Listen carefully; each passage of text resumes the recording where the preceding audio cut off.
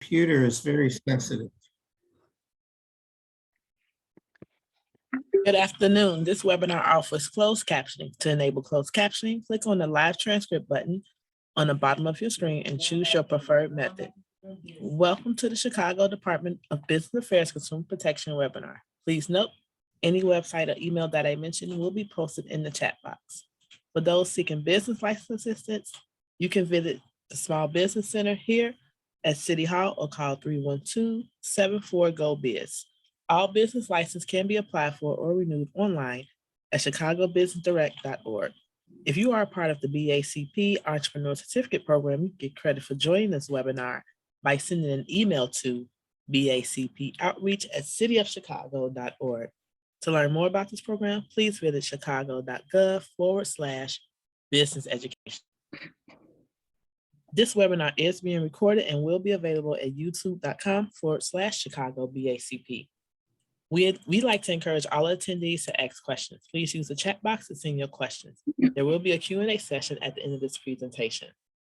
Please note that the views, information, and opinions expressed during this webinar are solely those of the presenter and does not necessarily represent the official policy or position of the Department of Business Affairs, Consumer Protection, or the City of Chicago. Today's webinar is entitled Selling Your Ideas. At this time, I will now turn this webinar over to Hannah for us to begin. Thank you so much, Stella and the BACP team. We always appreciate our continued partnership and collaboration. Hi, everyone. Thank you so much for joining in.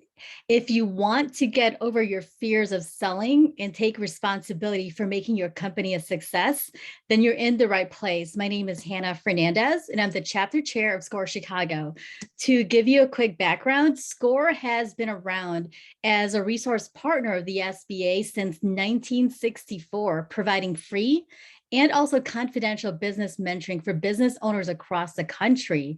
So whether you are a new entrepreneur or you've been in business for a long time, our SCORE mentors could help you start, grow, and scale your businesses. To schedule an appointment with our mentors, go to our website at chicago.score.org. Now, I'd like to introduce our presenter. Stephen Mayer was himself a reluctant salesman who never envisioned himself in sales, was more than once passed over for promotion, and never received any formal sales training. He ultimately achieved the positions of VP of Sales and Marketing, overseeing a sales team of 10, responsible for $20 million annual advertising revenue, and he became publisher. Stephen, you're on. Thank you, Hannah. And I'd like to say thank you to BACP for having me as well. And thank you all who are on this call for joining. I want to, first of all, share my screen and walk you all through this presentation. I think you can see it now. The idea, the genesis for this presentation really is my experience as a mentor with SCORE Chicago. I've been doing this now for almost 5 years. And in the course of those 5 years, I've met with dozens, if not hundreds, of aspiring entrepreneurs. Many of them have good, if not great ideas. They have a lot of passion and ambition, obviously. But one of the things I've noticed is that a lot of them are really reluctant or hesitant to engage in selling their ideas. And that's what I want to address today, how important I think it is that you become involved in selling, that you become comfortable with that role, that you really learn how to do it well, because there's no substitute for it in my judgment. Moving on.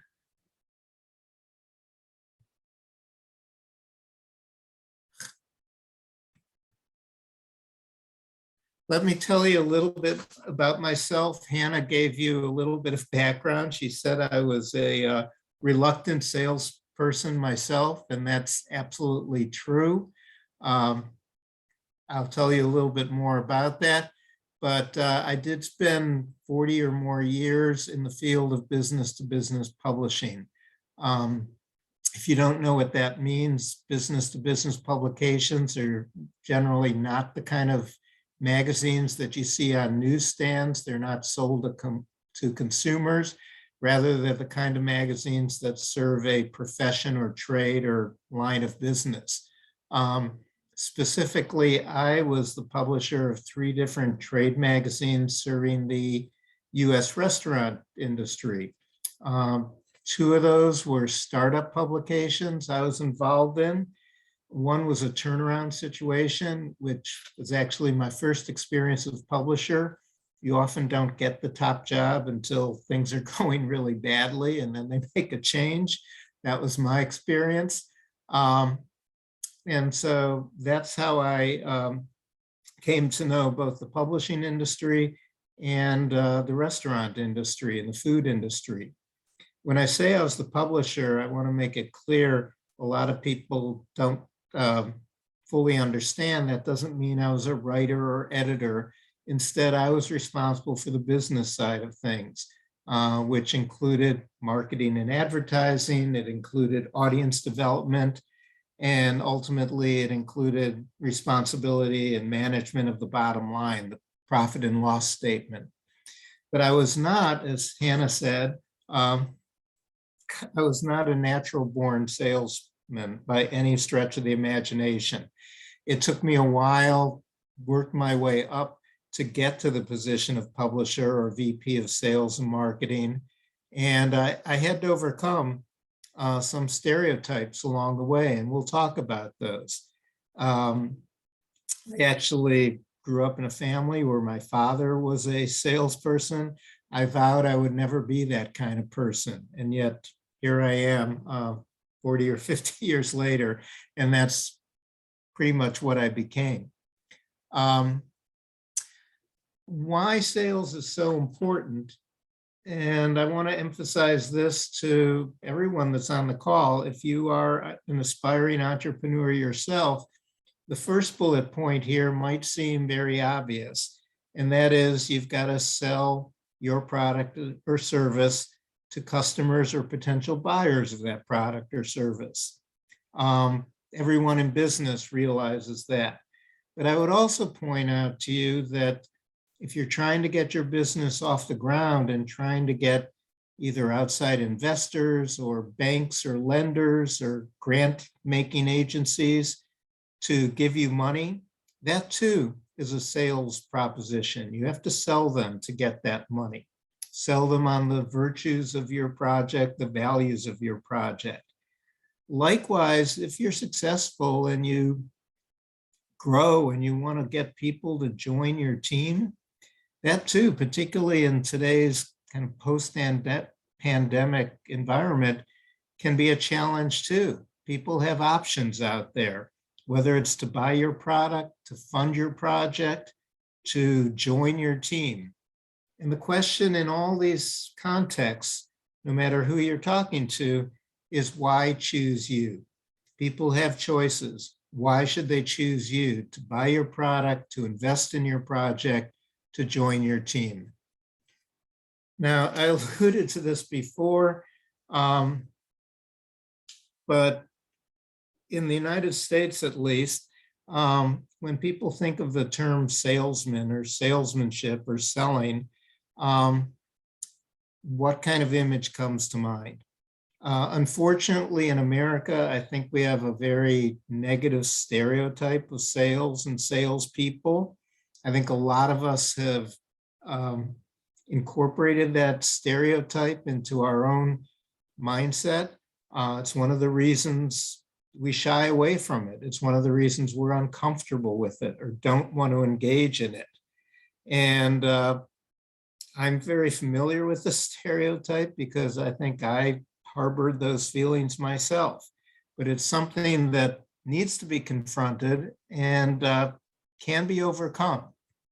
Part of that stereotype, and this is probably not news to you, is that salespeople are kind of natural born. They have some skill or some talent or some ability that perhaps makes them extroverted, makes them an aggressive type, a type A personality, that they were born with these skills, and perhaps others of us, maybe more introverted, are not cut out to be salespeople. Sometimes we view those salespeople as hucksters, basically trying to sell you a product you don't want to buy, that you don't need or want, that's somehow going to not live up to all the claims. Somebody that'll take your money and you'll never see them again. I think that's all wrapped up in this image of a used car salesman. We look at it as somehow sleazy and dishonest, and not at all a quote unquote profession that we would want to pursue or be proud of. I'm not saying that's altogether wrong. I would just say it doesn't have to be that way. In my own experience, I came to it late in life, and it wasn't what I planned, wasn't what I went to college for, but I ultimately did become, at least part of my job, a very important part of my job was selling. I think sales, for the reasons I gave you before, whether it's selling your products, selling to people that are going to financially support you, selling to potential team members, it's vital to the success of any business enterprise.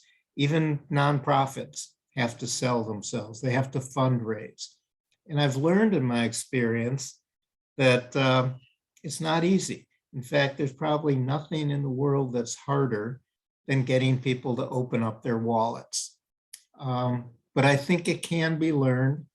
I think it's something you can become comfortable with. You can overcome that stereotype or those fears that you might have, that insecurity that you might have. And it's something, if you're going to be successful in business, you really need to do. Why do you need to do it? I think it's the one job of a founder of a company that cannot be outsourced. There's nobody other than you yourself, the founder of the company, that is more knowledgeable about the product or service you sell, that's more passionate about it. And there's nobody better qualified to do it. You need to be a nonstop, morning to night, dawn to dusk advocate for yourself. You need to be a champion of your company. And in many senses, there's nobody better to do it. You have to set the tone. Even if you ultimately do expand and hire a sales force, you're going to be the one that determines how the company presents itself in the marketplace. And you are the ultimate and the best possible, I put this in quotes, rainmaker for the company.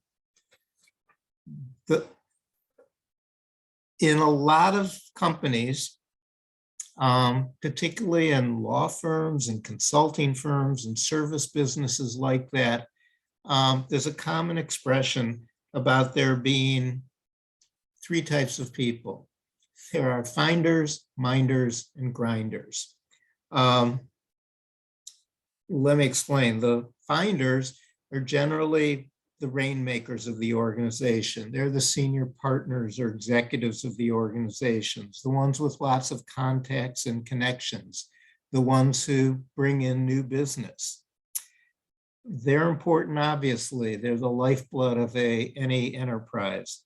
But then you've got the minders, who are the people that manage the business on a day-to-day basis. They manage the relationship with clients. They manage the internal teams that serve clients. And then there are the grinders.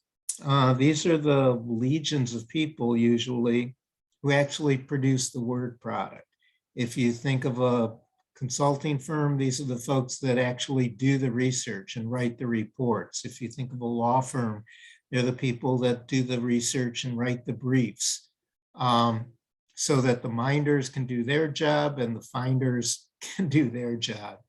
They're all very important to the success of a business. And fortunately or unfortunately, it's just the fact of the matter that in a small company, in a startup, you as the founder of the business, you need to embody all three roles. You need to sometimes be the finder that brings in business. You need to be the minder that manages it on a daily basis to make sure everything's on track. And sometimes late at night, the lonely job of being a grinder to actually crank out the work that you've promised your clients, that falls to you too.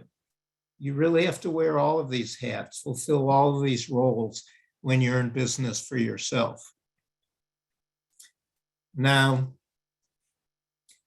although selling might be difficult, it might be new to you, it might be something you're not comfortable with, I'm here to tell you that you can do it, particularly if you're selling something you believe in, particularly if you're selling something that you're passionate about. If you have a product that you think is really a superior product that addresses the needs of clients better than any other out there. If you're selling a service that you think people really need and can benefit by. If that's the fact, then selling it is not something sleazy and dishonest like a used car salesman. It's actually what I call a noble undertaking or a noble calling. It can be immensely rewarding, not just in terms of how much money you make, but really the satisfaction that you get out of it and the fun that you have. I'll tell you honestly that in my many years of selling, I think many of my clients came to be good friends of mine, people I regarded as friends, and found a lot of satisfaction in getting to know them. But it doesn't mean you have to be loud and extroverted and the type A personality. Many great leaders, many salespeople can be quiet and humble, modest and understated. You can be even an introvert. But if you truly believe in your product or service, you can succeed at this too.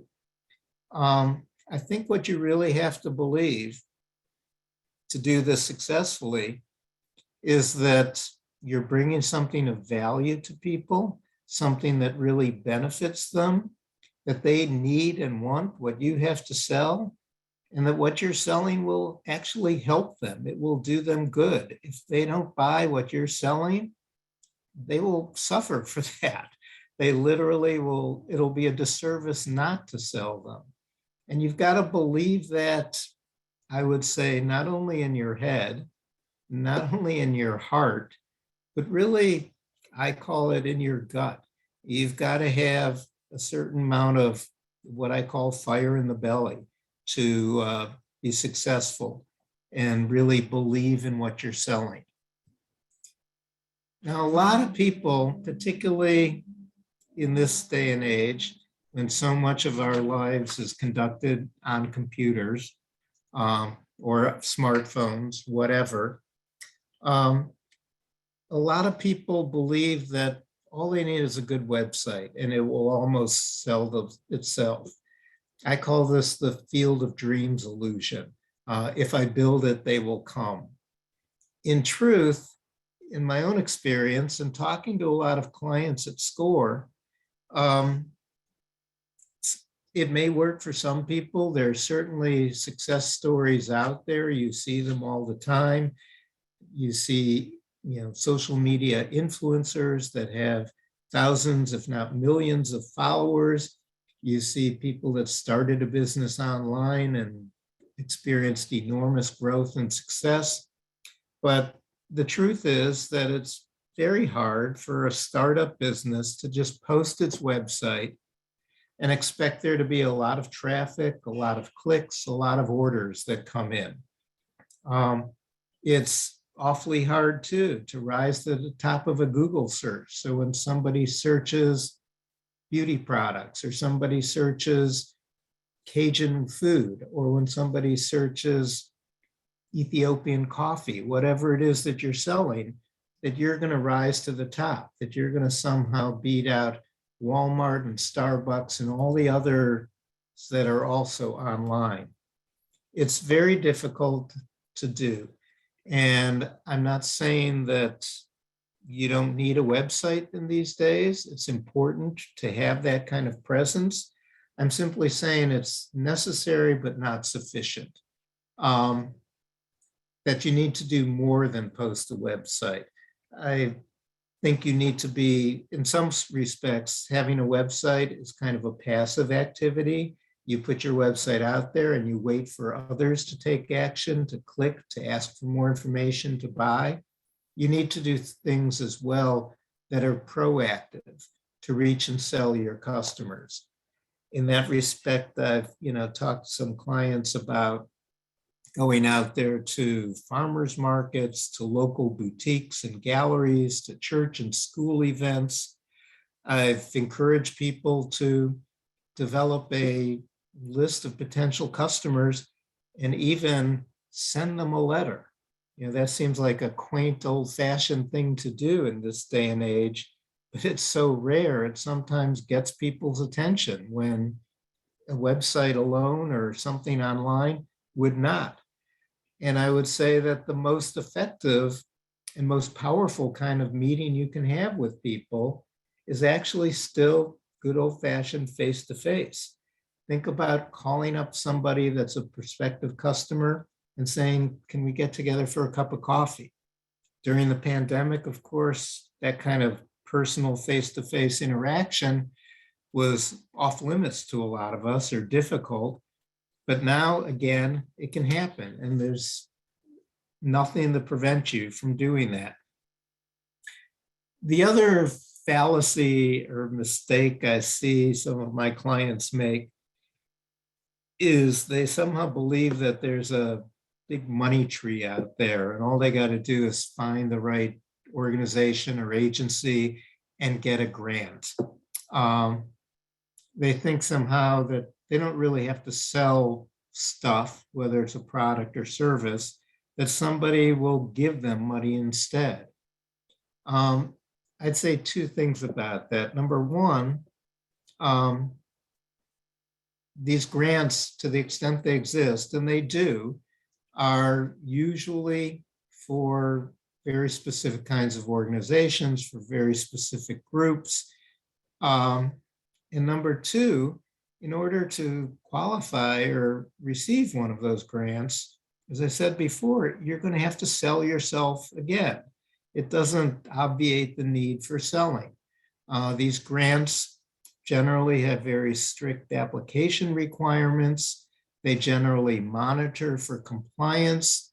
Sometimes they require you to have a proven track record already, to be in business, to demonstrate that you can use the funds, absorb the funds, and use the funds wisely. To pitch all of those things, to pitch yourself to a grant-making agency is basically a form of selling too. It requires some of the same skills, like researching the organization, being sure you understand what they're trying to accomplish, what are their criteria for giving out grants. Those are the same skills and the same research requirements that exist if you're trying to sell a product to a customer. So I would say, don't fall into these traps or these fallacies. Think about selling as something that you really have to do at the end of the day if you're going to be successful. Now, I've put up on the screen something that's commonly referred to, or has been referred to, as the marketing and sales funnel. And I think in general, as you look at this, one of the takeaways, one of the points of sharing this with you is that it's a funnel because it gets narrower at the bottom. It starts out very wide and it narrows as you go through these different stages, if you will, in the sales or marketing process. Another way of thinking about this is you might start out with 1,000 prospects, which might narrow itself down to 100 who are really interested in potentially buying the product or buying from you. And maybe you end up with 10 at the end of the day that actually do write you a check. That's the kind of narrowing that I'm talking about. At the top, we're really talking about kind of traditional marketing. We're talking about casting a wide net, reaching as many people as possible, building awareness, brand awareness and interest, and generating leads.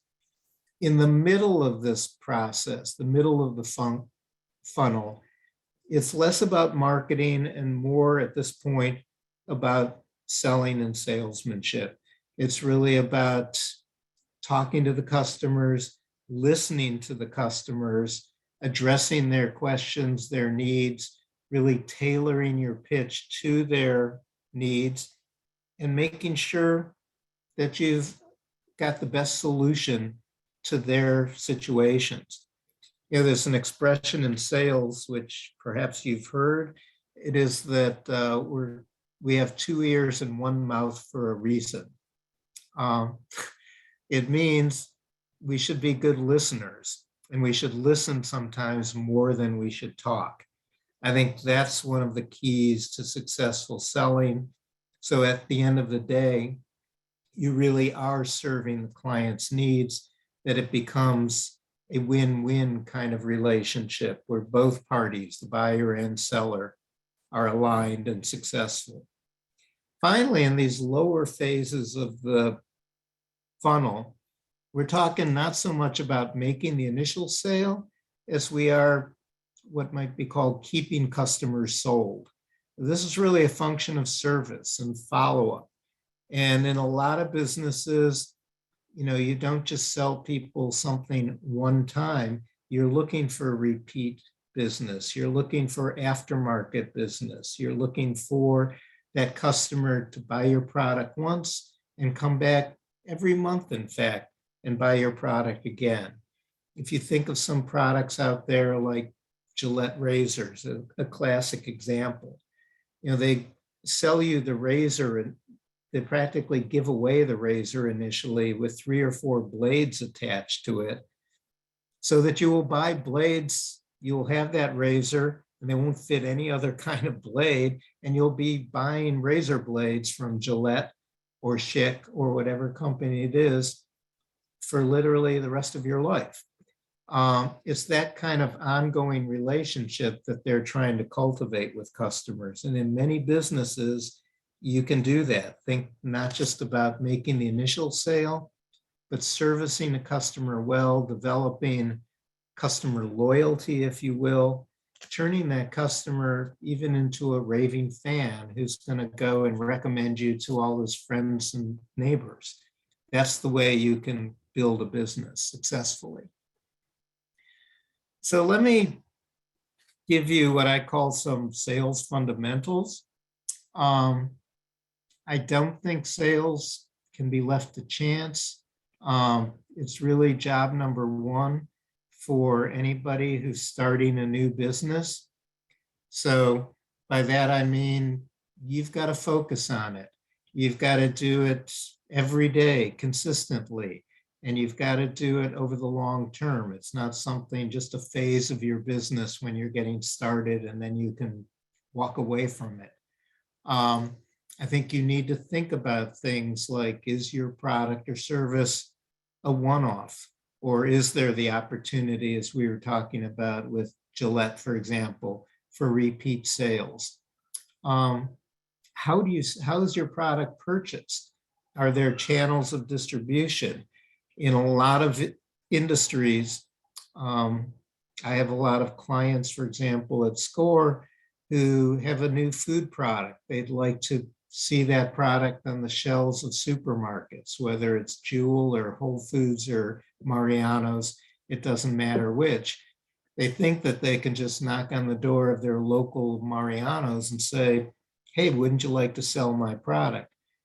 It doesn't really work like that. There are middlemen, if you will. There are brokers and distributors, and that's how the system works, and you need to understand that.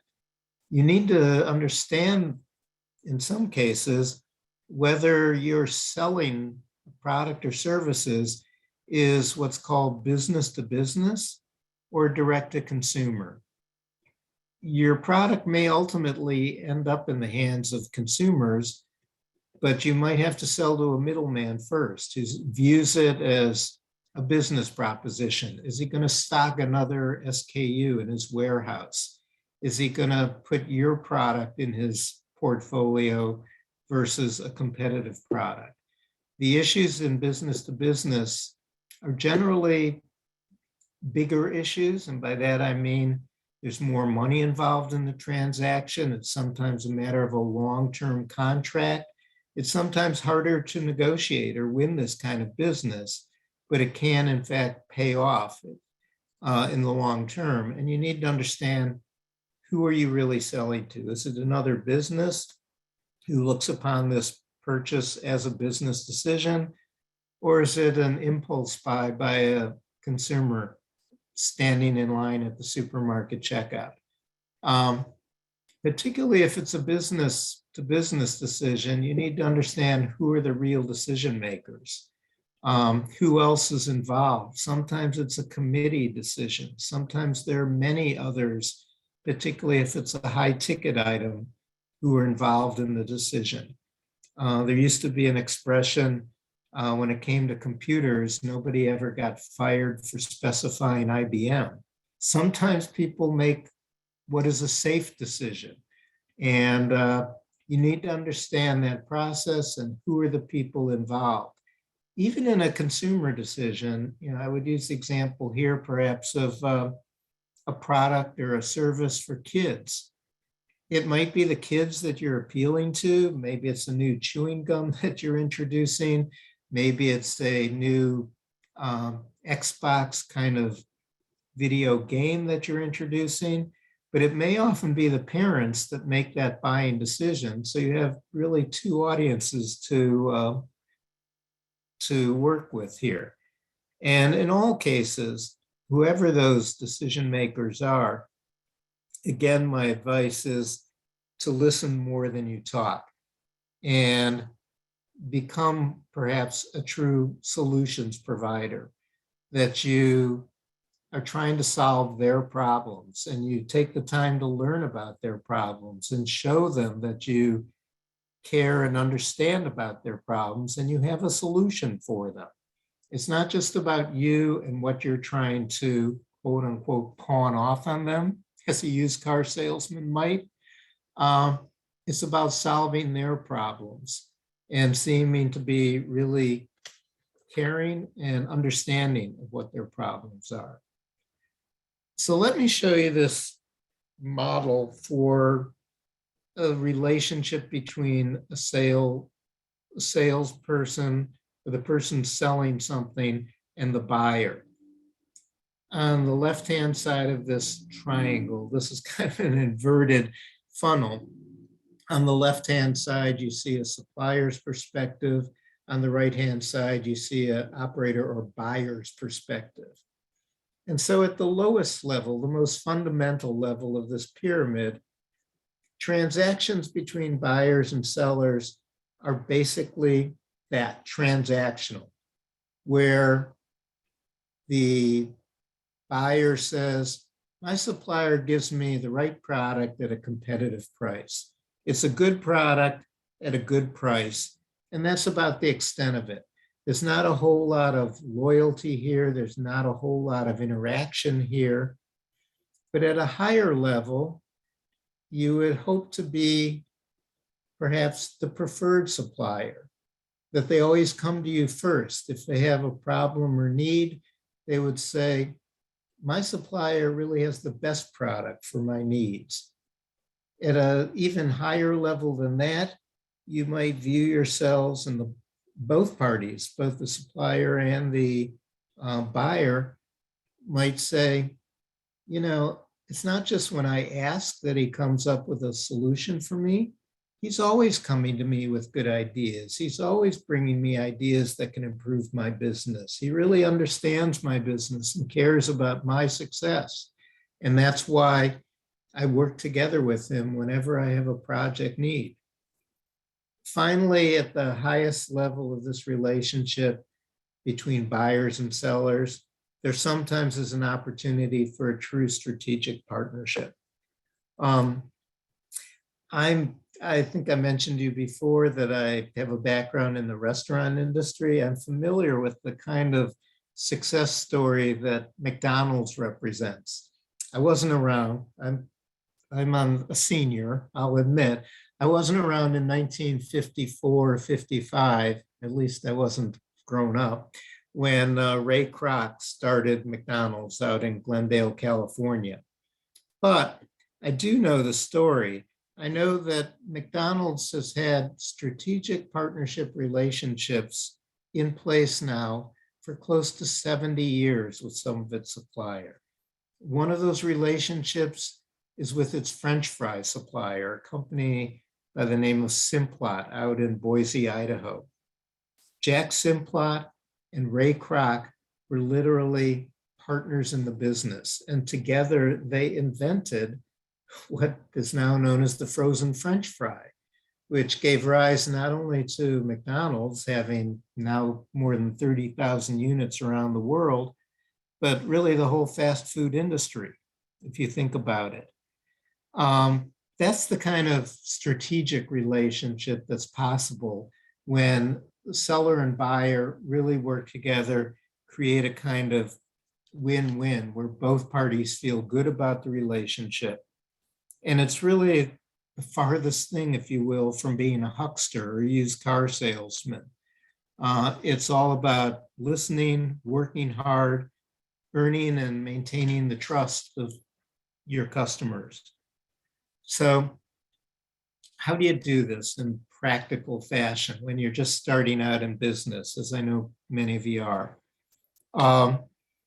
First, I would suggest that you make time every day, every week for cold calls to potential new customers, that you never be satisfied with the customers or the level of business that you have today.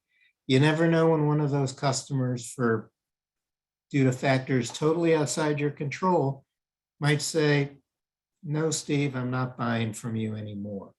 For whatever reasons, or the guy that used to buy from you at this company gets a new job and leaves, and the new guy comes in and he's not your friend.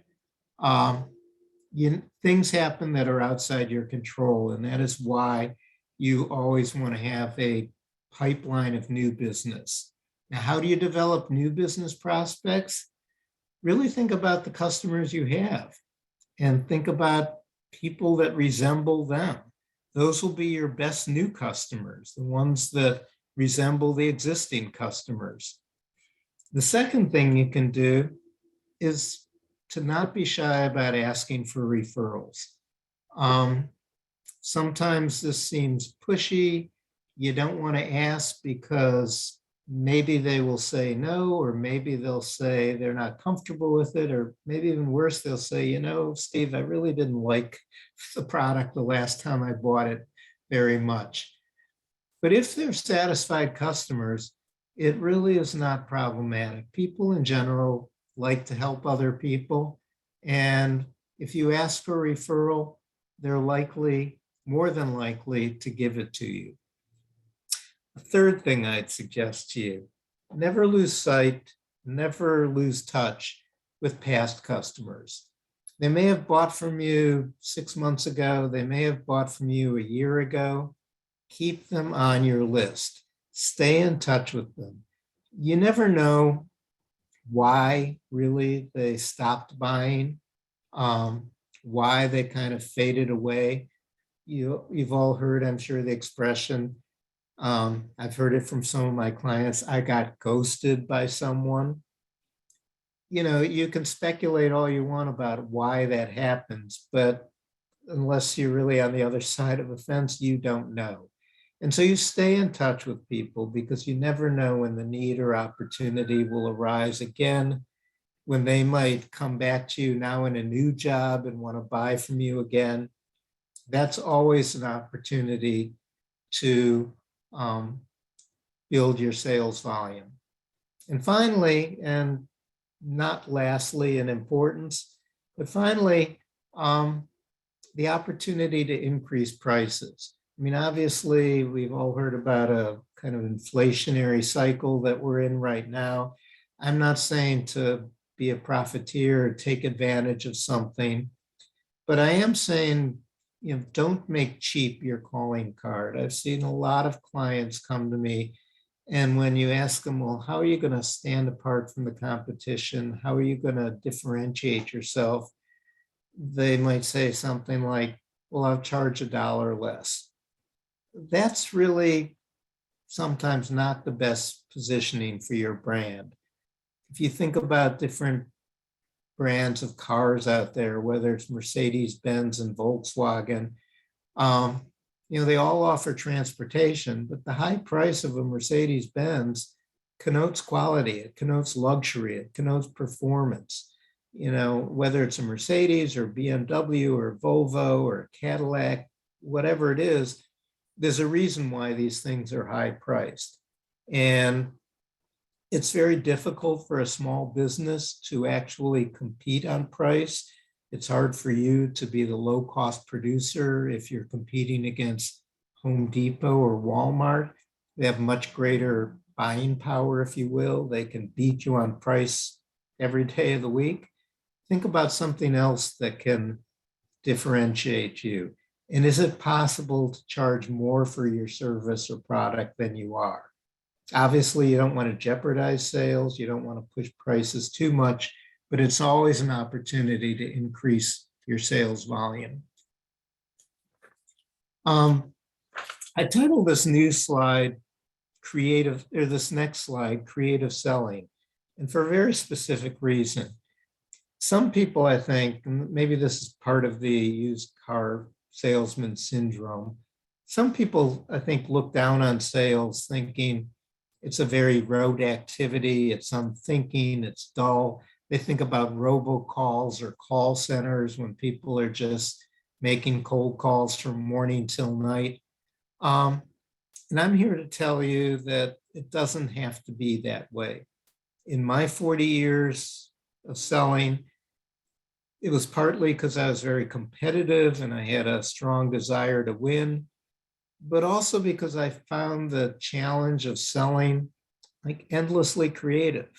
There was always a new way to do things.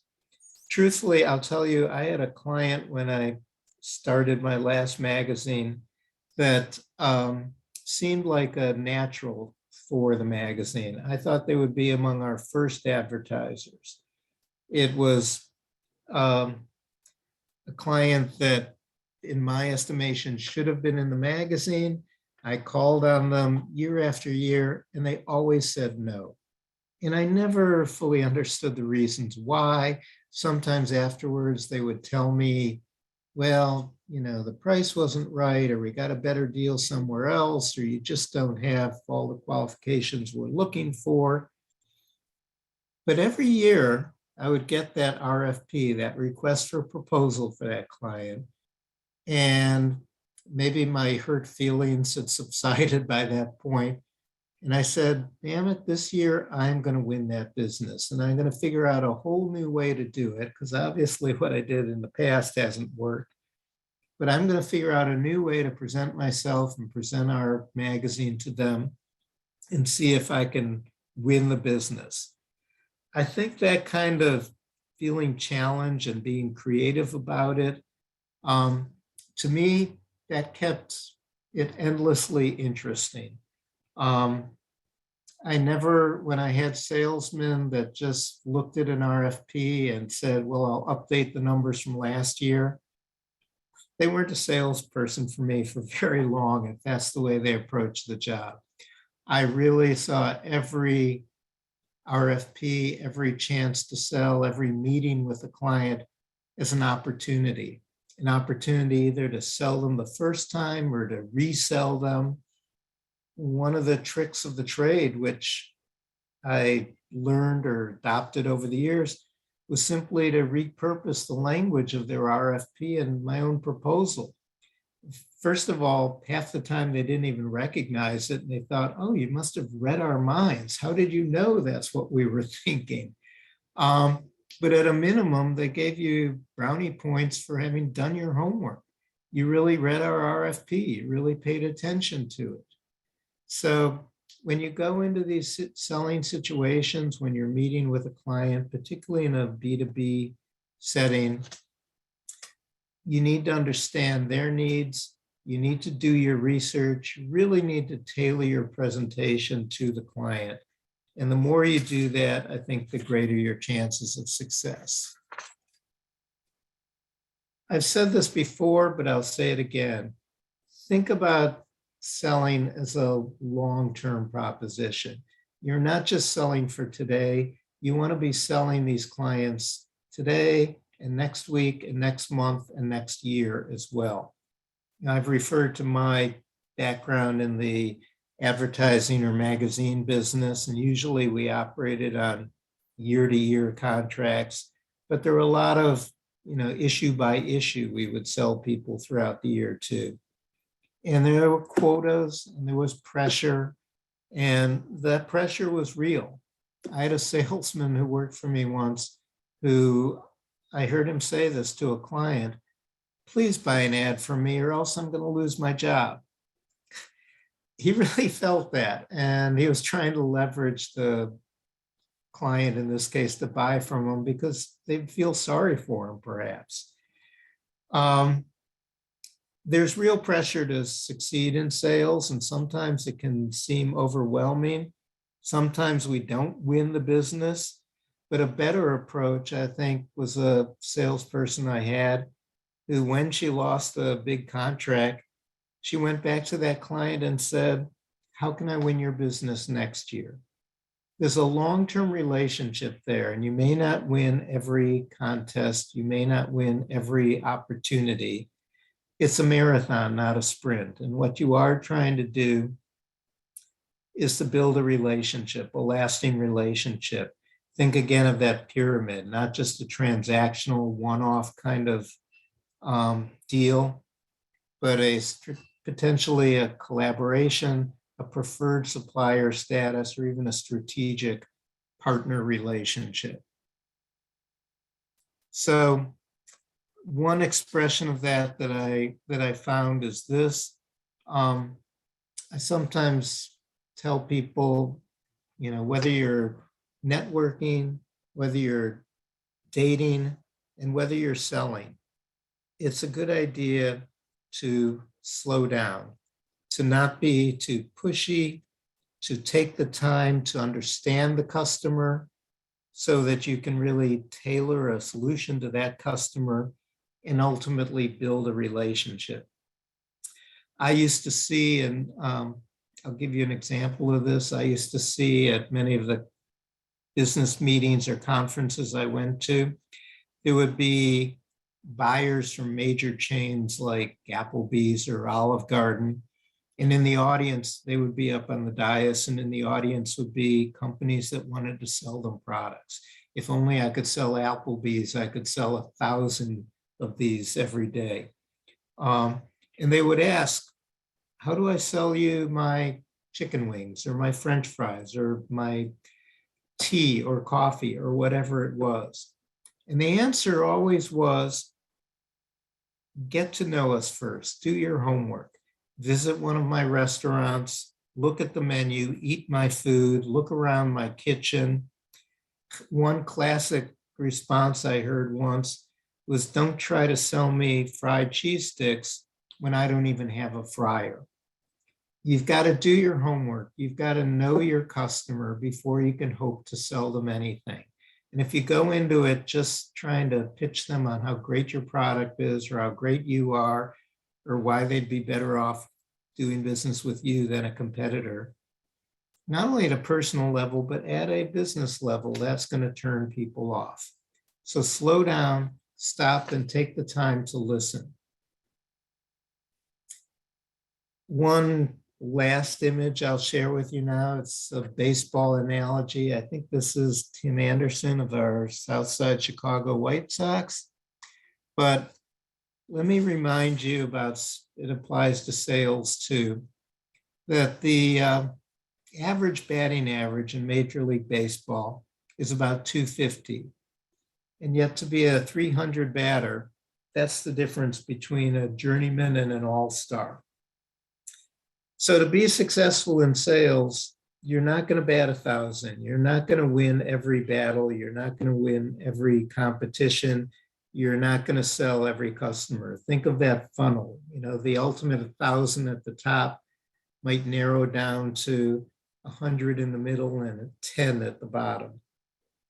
It's just human nature, I think, sometimes to think about the losses, the one that got away, so to speak.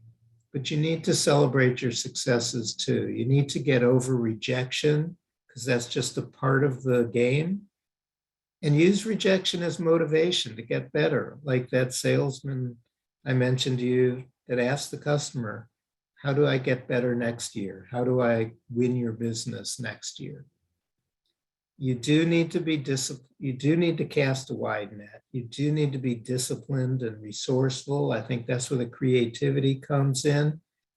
And you need to be a little bit relentless.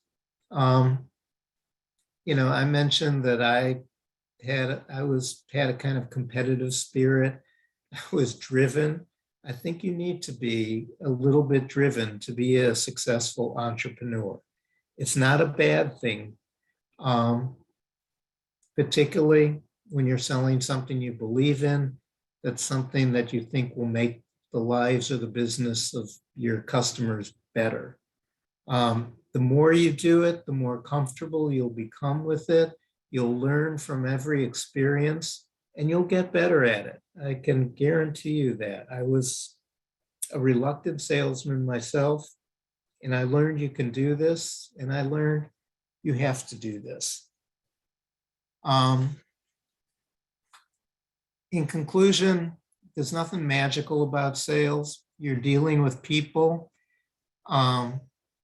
People just naturally like to do business with people they know and trust, people who share your values. So it's important to always be networking, looking to expand your network. Don't try to be all things to all people, though.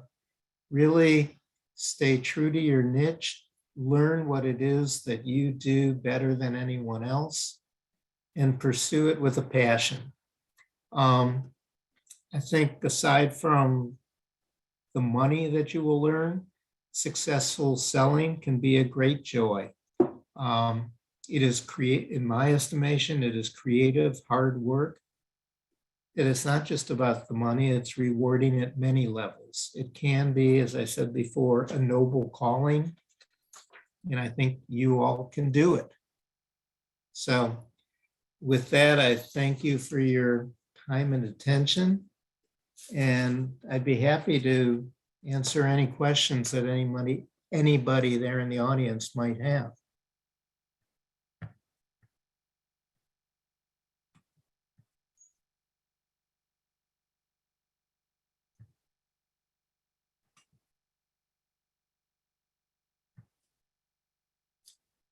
Are there any questions? I'm searching right now. Okay.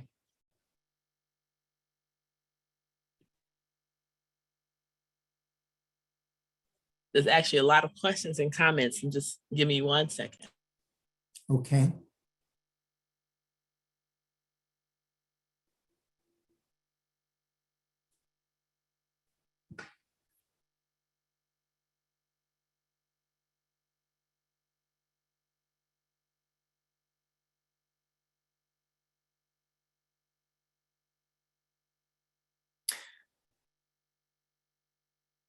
Someone asked. Okay, here we go.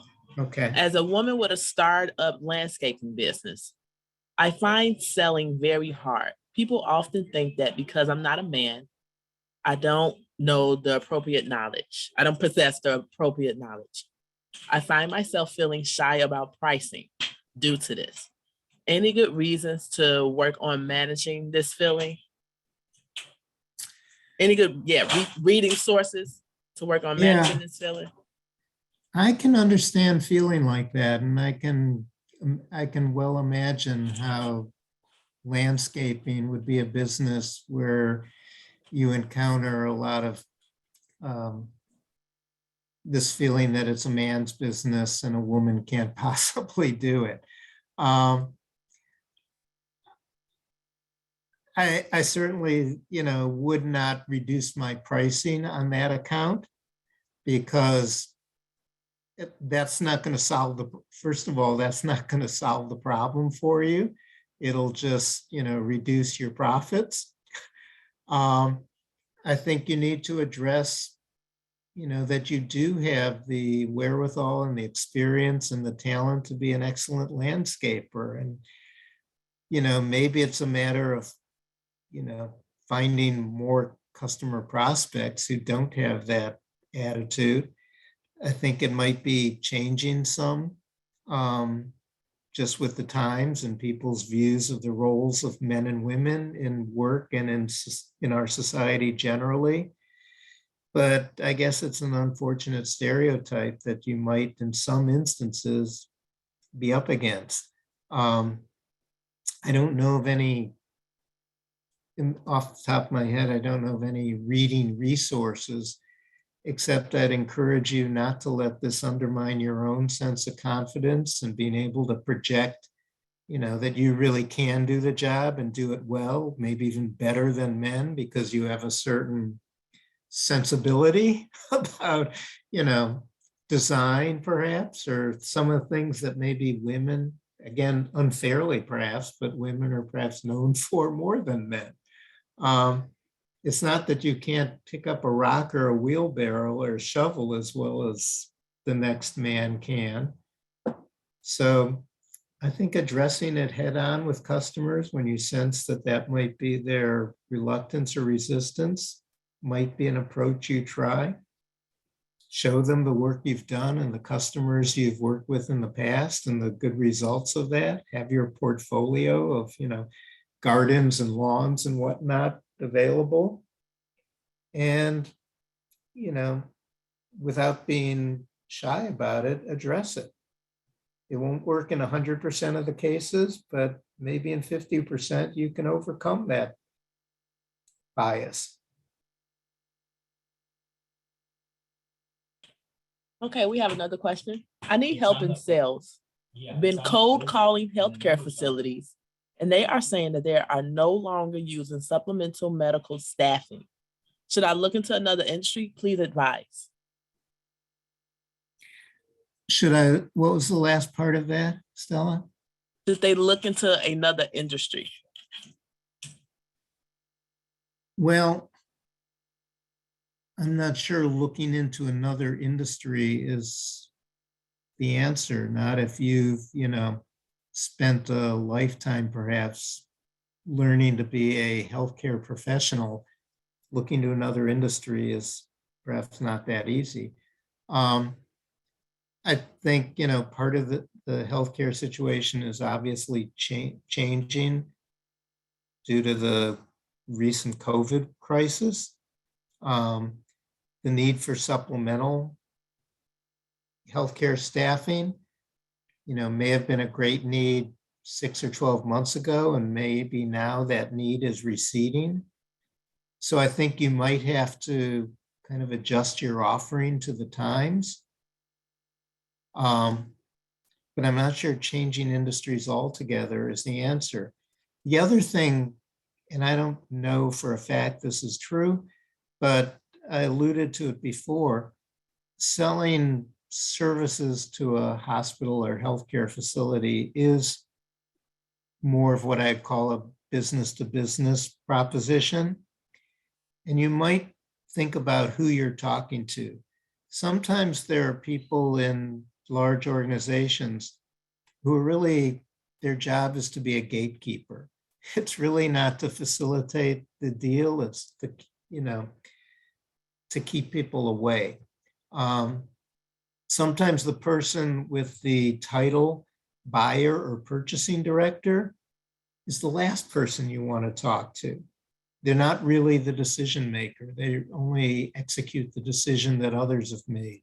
So I guess what I'm suggesting is talk to others in the organization, understand how those decisions are being made. Maybe there's, you might be getting that answer from the human resources department, but there might be doctors up in the emergency room that are dying's a bad word to use, that are anxious to get more help. They would love to have more help. And so you might think about who in the organization you're talking to. I hope that helps. Is there another question?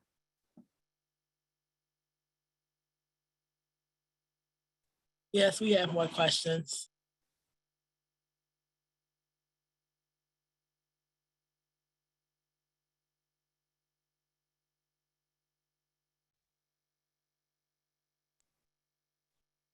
This person wants to know how to deal with mental pressure. Mental pressure. I guess I'm interpreting that to mean, if you're a salesman, it can be a high pressure kind of position where you feel the pressure to produce or to generate sales. And it's a real thing. I hope that some of the comments I made might help alleviate that it's only natural to feel that pressure, that nobody in the business succeeds 100% of the time, that you are going to sometimes obsess about the one that got away, the sales that you lost, instead of, thinking productively about the next opportunity. And dealing with that pressure is something that comes with sales. I, would be lying to you if I said that I didn't spend many a sleepless night, on the night before the closing date, wondering, how am I ever going to make the sales quota or the sales goal? Or how am I going to bring the bad news to my boss that, we missed our target this month? As I said before think long-term. It's a matter of relationships. You may not get the immediate results, but you're looking to build a relationship that will pay off and pay off repeatedly in the future. So keep working at it and don't get discouraged by it. It comes with the territory, so to speak, and it's natural and it's human nature. And even the best salesmen out there experience that same mental stress and strain sometimes, but there are rewards too. And I think the rewards will come.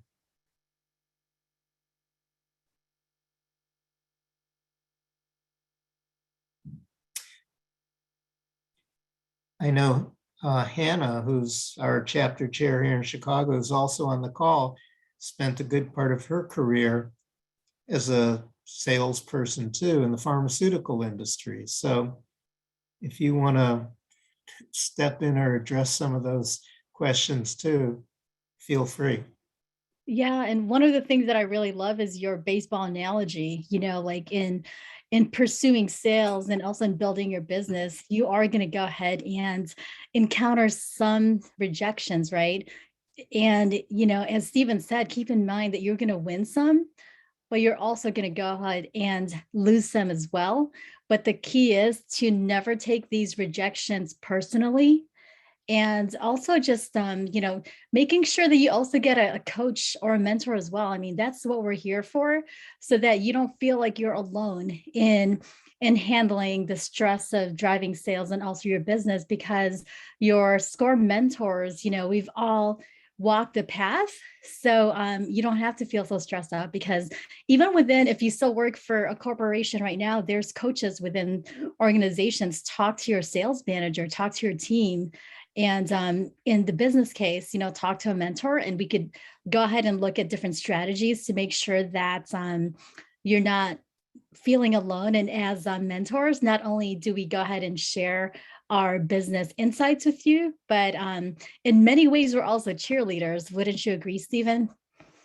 Yes. We're sometimes even shrinks. Unauthorized, but sometimes find ourselves in that role. I alluded to something before. I referenced something before, and that was fire in the belly. Mm-hmm. I had a salesman who worked for me once, and he lost a big account. It was a big surprise to him. He didn't see it coming. And he was so outraged by the fact that they decided to buy from somebody else and not from him or not from us, that he launched into a 6-week letter writing campaign, not only to this customer, but to every customer in his territory, because he believed, deep down, he believed that they had not only not bought from him, like he had lost out, he believed they had done themselves a disservice. They had made a serious mistake and they're not in their own best interests. And so if you have that underlying belief in what you do and you're that passionate about it, I think it can help you channel that feeling of rejection into perhaps some more positive directions or actions you can take. And as Hannah says, you know, there are coaches out there with SCORE and perhaps even in your own company that can help you do that, help you with that. Are there any other questions, Stella? Yes, there is. Yeah, and never hesitate to call me. So much. What an amazing talk. Thank you for sharing. My question is, what would you have done differently in your career?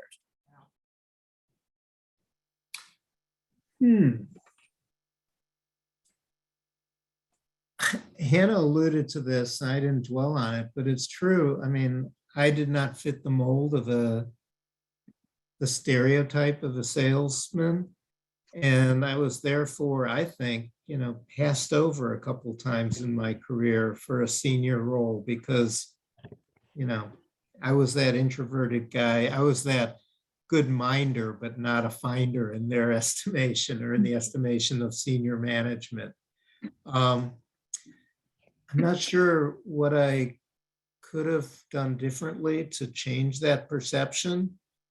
It was only years later that it was clear to me that that's what was happening.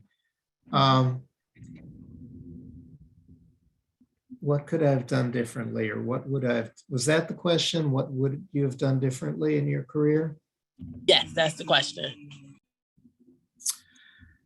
I don't know. I mean, my career is in some senses in the past now. And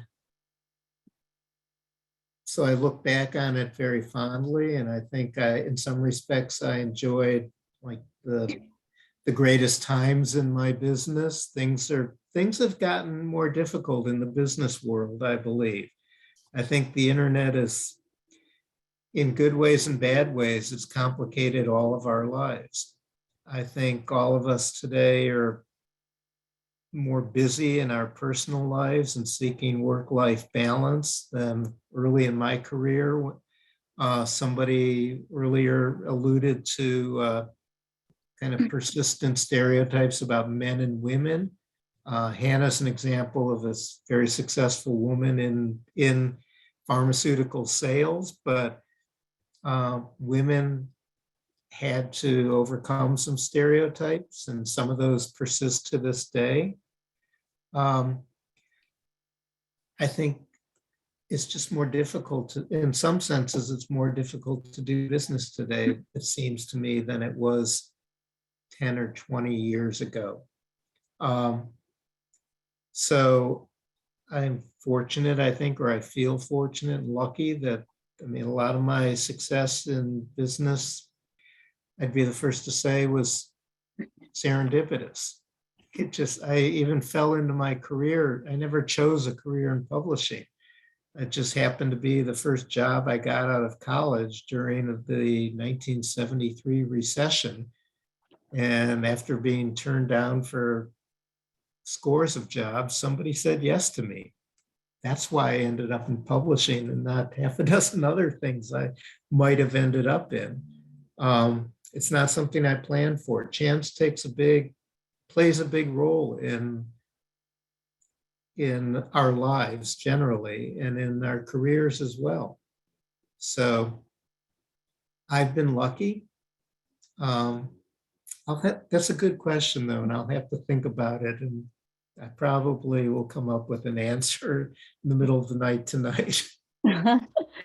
Stephen, if you don't mind me, adding on is, one of the things that one of my biggest lessons, as a salesperson as well, and a woman in business is really learning the art of sales and negotiation as early as possible. I mean, it's really knowing your worth and don't discount yourself, because I think, I've heard some imposter syndrome in women. And I saw somebody in chat saying that I got to stop discounting, right? So it's really all about, you got to know your value. And so one of the things that I learned, as you mentioned, when I was in Pfizer, and one of the leaders there is, he was talking about the acronym PIE, P-I-E. So what he told me, when he was mentoring me was, look, Hannah, PIE, in PIE, P is performance, I is influence, and E is exposure. Performance is given. As a sales, you have to go, as a salesperson, you have to go ahead and deliver sales. So you perform. So one of the things that that I wish I could go ahead and go back early is to go ahead and really influence a lot more people early in the game, and really exposure, because, going back and tying this into your presentation, as sales and business people, we really got to put ourselves out there, because a key to success is really showing up and making sure that you get exposed to the decision makers, possible joint venture partners, and also opportunities. So that's, some of the things that I would go ahead and share based on my experience. I'll add to that when you mention these three letters, P-I-E, PI. The I suggested another word to me that I think is important in sales, and it occurs to me now, I didn't mention it throughout my presentation or talk, and that's integrity.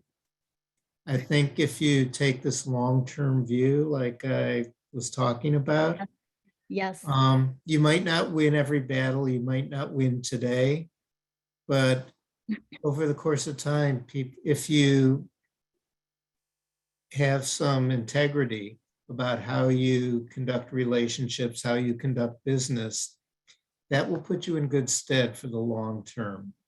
You've got to, do what you say you're going to do in sales. If you say, I'm going to get you that proposal Monday, yes, you get it to them Monday. I'm a big believer. Some of you remember the former longtime coach of the Green Bay Packers, Vince Lombardi, who was famous for Lombardi time. And I think at Lambeau Field, the clocks are set now to this day, 10 minutes early. If it's a 9 o'clock meeting, show up at 10 to 9. Don't be the guy who's late. Don't be the guy or the gal who can't be counted on. Be the person that always does what you say you're going to do. And that will build your integrity, and it will engender trust with your clients over the long term. Yes, I definitely echo that. Integrity is everything. And I know that one of my former Pfizer managers when I was in corporate America before becoming an entrepreneur is actually in the line right now. And it's and she can attest to the fact that at Pfizer, a lot of these other big companies is, if you're not 10 minutes early, like you mentioned, Stephen, you're actually late. So that's what it means by being on time, by being at least 10 minutes early. And integrity will never go ahead and lead you the wrong way at all. At least you could go walk into any room with your head up and say, you know what, I've given you my best, and I'm going to go ahead and do whatever I said I would do. Excellent point.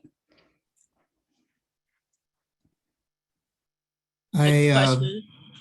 Go ahead. What's the best way to rewrite a sales pitch? The current sales pitch seems to be getting lost by the audience.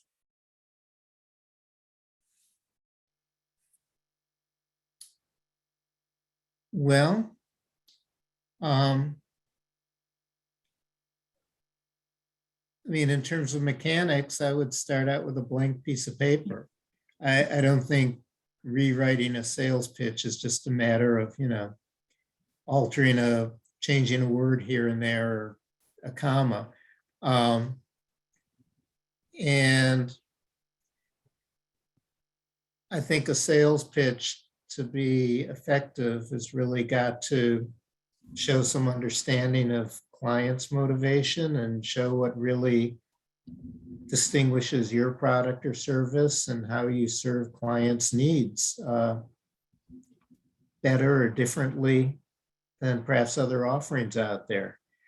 In this regard, I would recommend highly something that was influential in my own career. I wish I had come across it much sooner, but there is a TED Talk that I would recommend that's called Start With Why by an author. His name is Simon Sinek.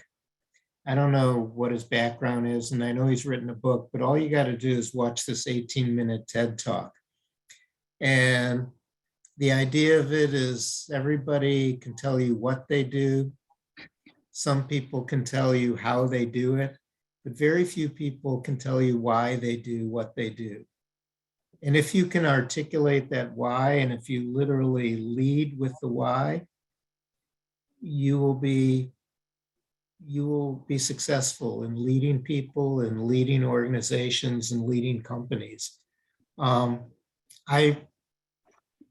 In my career, like I say, I came upon that relatively late in life.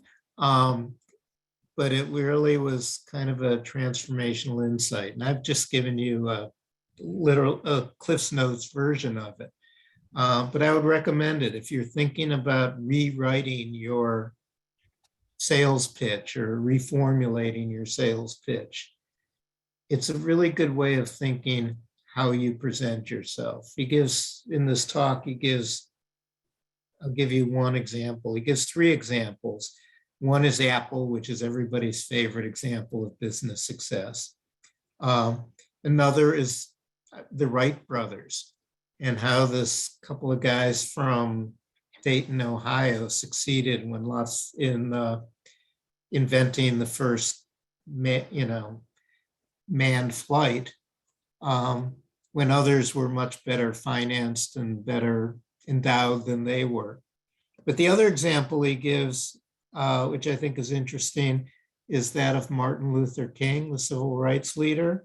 He says that there were many civil rights leaders at the time. What accounts for the success of Martin Luther King? And he says, Martin Luther King didn't get up at the mall in Washington and say, I have a 12-point plan. He said, I have a dream. And if you can articulate those more emotional things that really are part of the why, not so much the what or the how, but the why, that's what motivates people. I found that, as you can tell, I remember some of the words of this talk. I've watched it many times. And if you're thinking about restating your sales proposition or how you present yourself, I would suggest you watch that TED Talk by Simon Sinek called Start With Why. And if you want to talk more about it, you can sign up and I'll work with you as a SCORE mentor on that.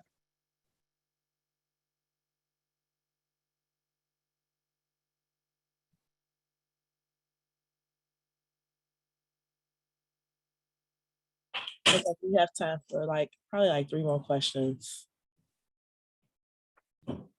How would you sell a service for programming that is rooted in social impact?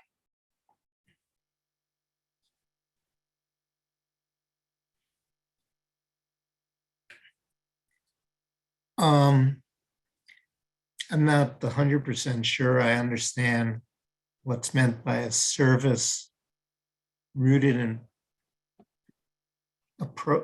a service rooted in programming for social impact. But I would, I guess I would say, I would start out by doing my market research and determining, is there a need for this service? Is it a service that doesn't exist today? Is it a service that perhaps would reach a currently underserved community or neighborhood or group of people, a demographic perhaps in our Chicago area or whatever? We have a expression at SCORE we sometimes use, which is, or I've heard other mentors use, you don't want to be a solution in search of a problem. You may think you have the best program out there, and it may in fact be a great program, but hopefully to be successful, it aligns with it serves a real need or fulfills a real need that exists out there too. So whether you call it, fulfilling a need or solving a problem or filling a gap or an opportunity, all those are different ways of saying, make sure there's something out there that you're trying to solve for, that you're trying to correct, that you're trying to improve. Just to say I have the best service, try to look at it from the potential customer's point of view. What do they need that you are then providing? I hope that answers your question. I mean,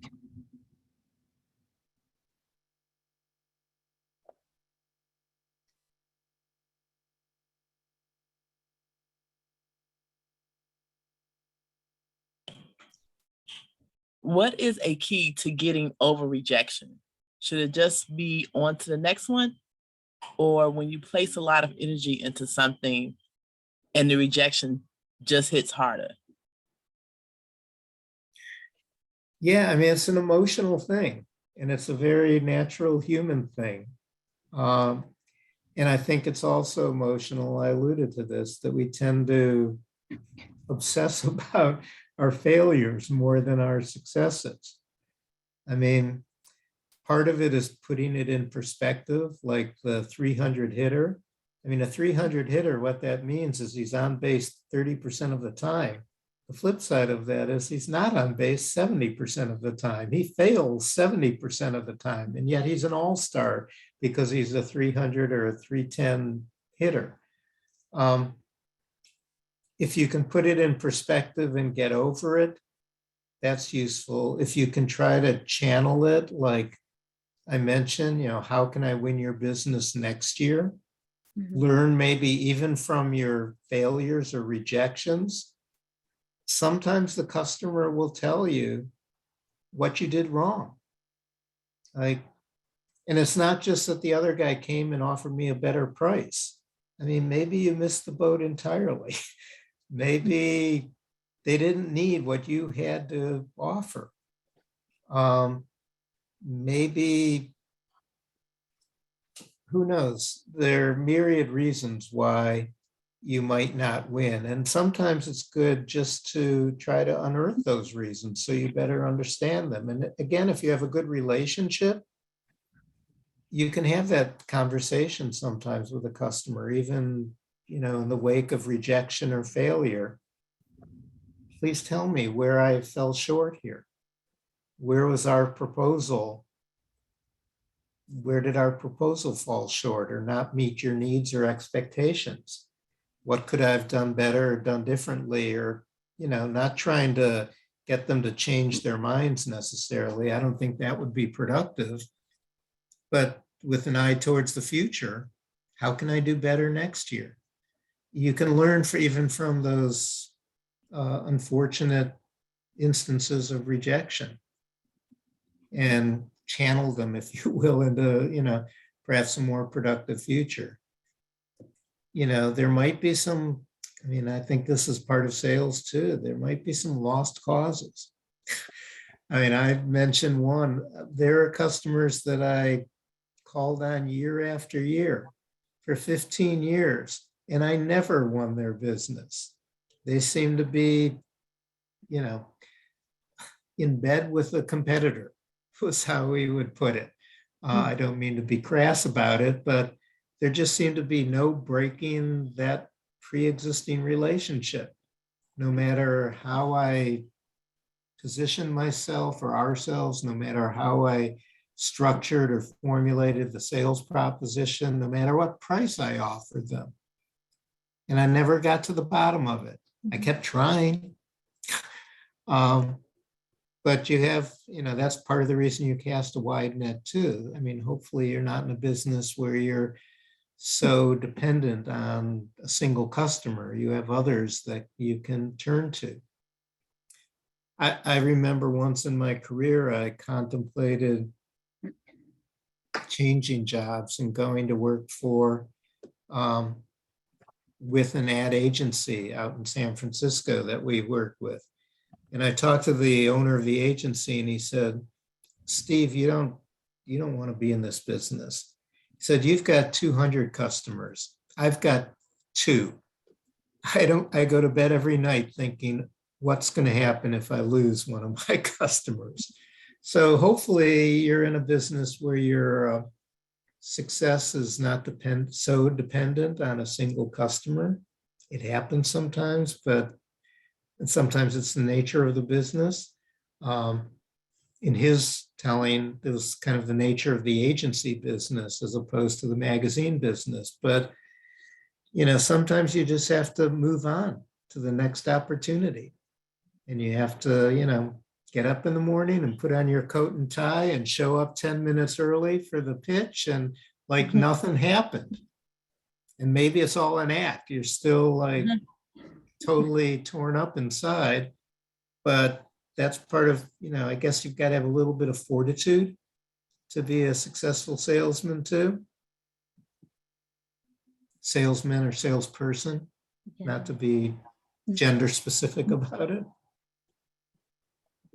Steve, that's a great point. You definitely can't take things personally. And there's countless stories of very successful men and women. You hear of Howard Schultz of Starbucks going to banks, 242 times before he actually was successful. There'd be no, Harry Potter, J.K. Rowling wasn't persistent. And the same thing with Walt Disney. So definitely make sure that you don't take things personally and be persistent, but also like you said in your presentation, make sure you've got a pipeline of different potential clients and customers that you could go to, so you're not so attached to one or two.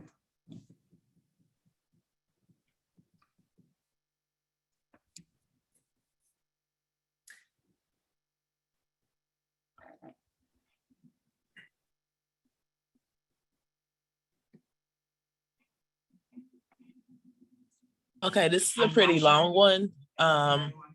With more and more online experience, and a pandemic has given my business an opportunity to pivot from brick and mortar to offering online Zoom training.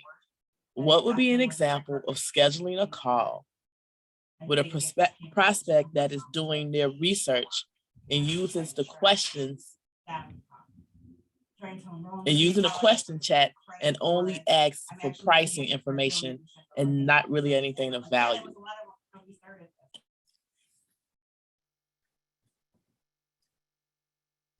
I hate to ask you to read that again. I'm not sure I got it was a long question, as you said. And do you see the question? Because we have a lot of things going on back here. Maybe you can read it.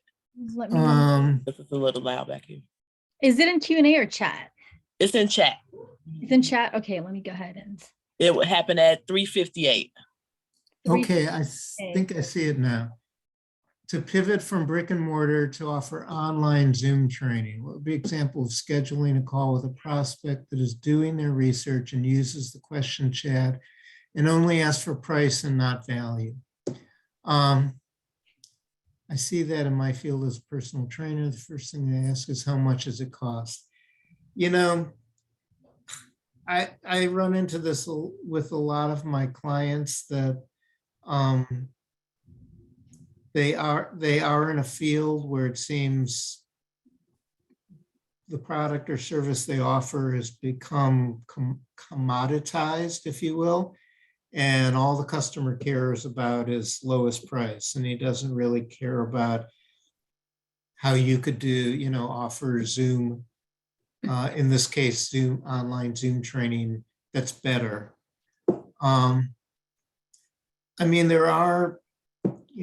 There are times, I don't know how helpful this will be, but there are times when you do have to walk away from opportunities that, there are some customers out there, we used to call them bottom feeders, who were just looking for the lowest price and didn't care about developing a relationship with you, additional services that you might offer, additional value you might bring to the table, to the transaction, whatever.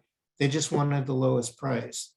You know, when I was talking before about be careful who in an organization you're talking to, sometimes that's the job of the purchasing manager. After somebody else has decided they want to do business with XYZ company, then they'll turn it over to the purchasing manager to say, okay, we're going to work with XYZ, you go and negotiate the best deal, without regard for value or added value that you could bring to the equation.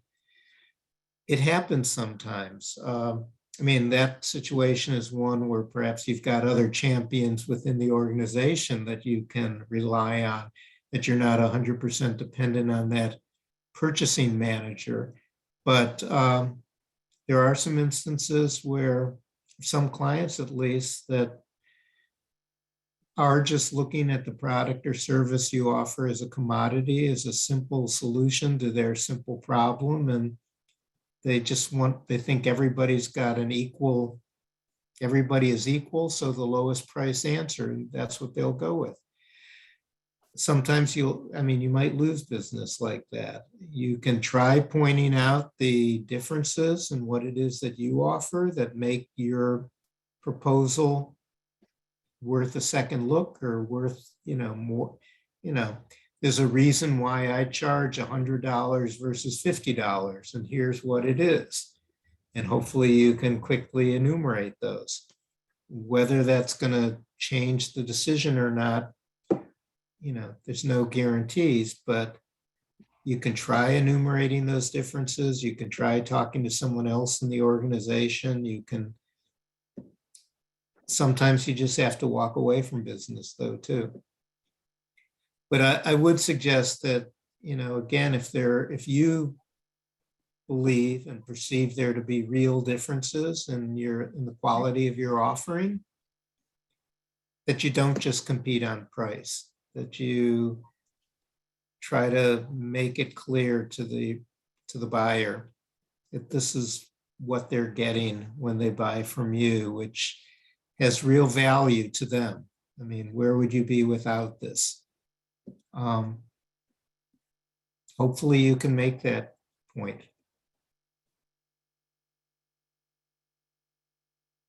Okay, the time is now 4:33. That is going to be our last questions. Do you, Stephen or Hannah, do you have any last thoughts, words of inspiration for our attendees? Stephen? Words of inspiration. Don't shy away from sales. It's not easy, but it's somehow incumbent on you if you're going to succeed in business. It's not everybody's cup of tea, but I think a lot more people can do it than sometimes think they can. And hopefully what I've said is helpful in that regard. Yes. And Stella, I just want to really thank Stephen for an excellent presentation, because I know that sales is so vital to the success of any enterprise, even nonprofit. So Stephen, thank you so much again for sharing your real life expertise and insights with us.